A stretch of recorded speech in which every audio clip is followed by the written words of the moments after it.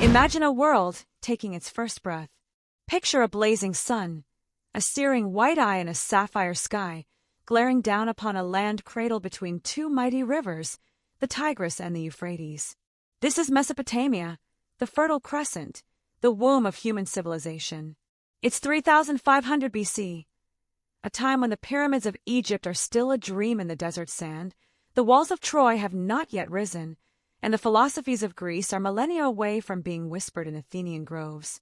Here, in the land of Sumer, humanity is writing its first chapter. The air hums with a strange, vibrant energy. The scent of wet clay from the riverbanks mingles with the smoky aroma of cooking fires and the sharp tang of kiln-baked pottery. Cities with names like incantations, Uruk, Lagash, are rising from the earth, their ziggurats, great stepped temples, clawing at the heavens like man-made mountains. These are not just cities of mud, brick, and ambition.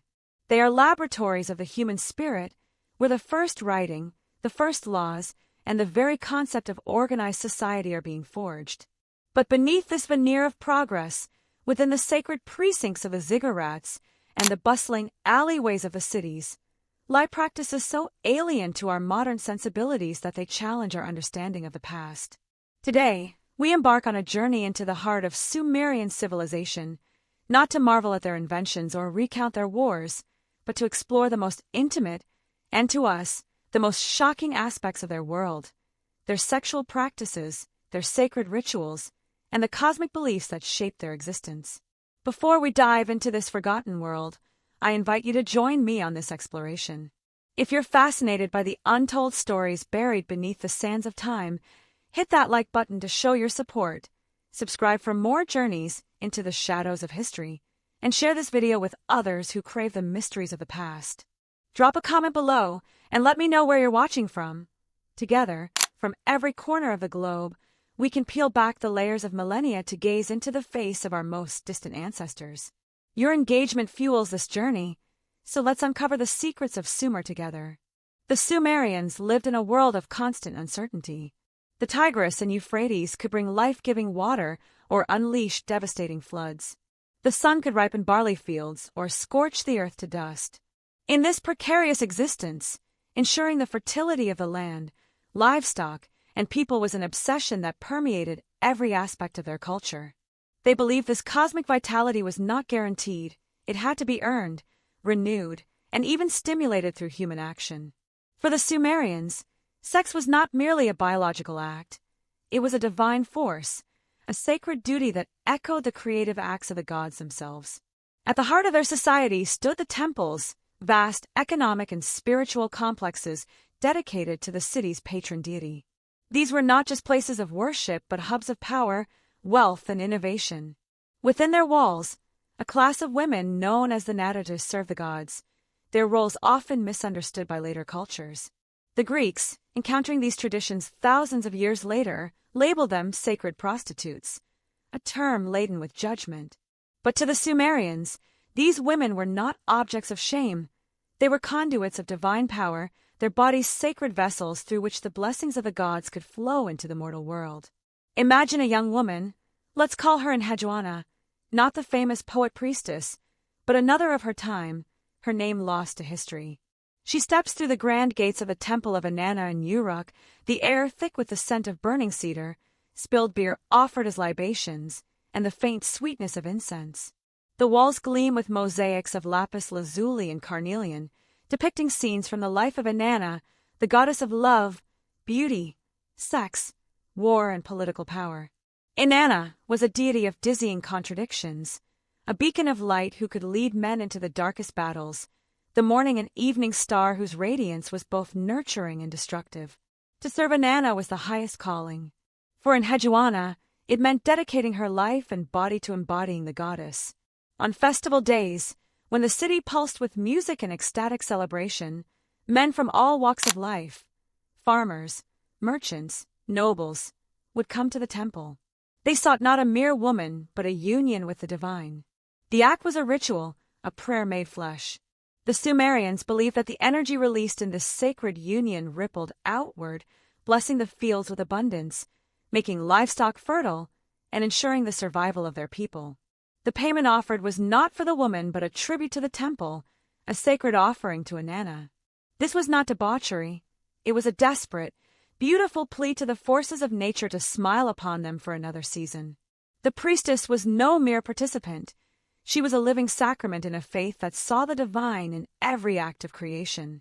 The weight of her community's survival, hopes for bountiful harvests and healthy children, rested on the sacred acts performed within those hallowed walls. This was a cosmic communion, echoing the very creation of the universe. The ultimate expression of this belief was the Hieros Gamos, the sacred marriage, a state event that stood as the pinnacle of the Sumerian religious calendar. This was no quiet temple ritual, but a celestial drama played out on earth, with the fate of the entire civilization hanging in the balance. It reenacted the divine courtship and union between Inanna and her beloved, the shepherd god Dumuzid, the embodiment of nature's life-giving force. The myth of Inanna and Dumuzid was the heartbeat of Sumerian culture. Inanna, from her celestial throne, gazed upon Dumuzid and was consumed by a desire that shook the heavens. Ancient texts, etched into clay tablets nearly 5,000 years ago, preserve their courtship in vivid detail. Inanna bathing in scented water, adorning herself with jewels, and Dumuzid's passionate songs praising her divine beauty. Their love story was the archetype of fertility, the divine romance that underpinned all earthly creation. But to bring this divine energy to earth, it had to be made manifest. During the New Year festival, the king of the city shed his mortal identity. Through days of purification, prayer, and incantation, he became Dumuzid, embodying the shepherd god's virility and power. The highest priestess, a woman of immense spiritual authority, transformed into Inanna herself. The entire city participated in a grand procession, the air thick with the sounds of harps, lyres, drums, and chanting. The king, as the divine bridegroom, journeyed toward the ziggurat, the highest point in the city, where a special chamber, the jaipar, awaited. Strewn with fragrant flowers, heavy with the scent of myrrh and cypress, and adorned with a magnificent bed of precious woods and fine linens, it was a bridal suite for a goddess. In this sacred space, the king and priestess united in a ritual act that was both a consummation of divine love and a powerful act of sympathetic magic. Every touch, every whisper, was imbued with profound religious significance. The Sumerians believed this union re-energized the fabric of reality, ensuring the rivers ran full, the barley grew tall, and the wombs of women and livestock quickened with life. The king's legitimacy rested on this act. His ability to satisfy the goddess was proof of his divine mandate to rule. Failure was unthinkable, signaling divine rejection and the threat of famine, plague, or disaster. After the union, a great feast erupted across the city. The covenant between gods and humanity was renewed, the cosmic balance restored. But this joyous celebration had a darker shadow. The myth of Inanna and Dumuzid was not a simple romance. It was a brutal cycle of creation and destruction. Inanna, in her quest for power, descended into the core, the Sumerian underworld, ruled by her sister Ereshkigal. To enter this land of no return, Inanna passed through 7 gates, stripping away her clothing and power at each. Naked and humbled before Ereshkigal's throne, she was judged, struck dead, and hung on a hook to rot. For 3 days and nights, the world above withered. Without the goddess of fertility, crops failed, rivers shrank, and procreation ceased. Only through the intervention of Enki, the god of wisdom, was Inanna revived. But the laws of the underworld demanded a substitute. As Inanna returned to the living, escorted by merciless demons, she found her husband Dumuzid in Uruk, seated on his throne, reveling in power rather than mourning her death. In a chilling moment, her love turned to ash. "Take him," she commanded, and the demons dragged Dumuzid to the underworld. This betrayal was the core of the Sumerian worldview, explaining the cycle of seasons. Dumuzid's death marked the barren summer, his return the fertile spring.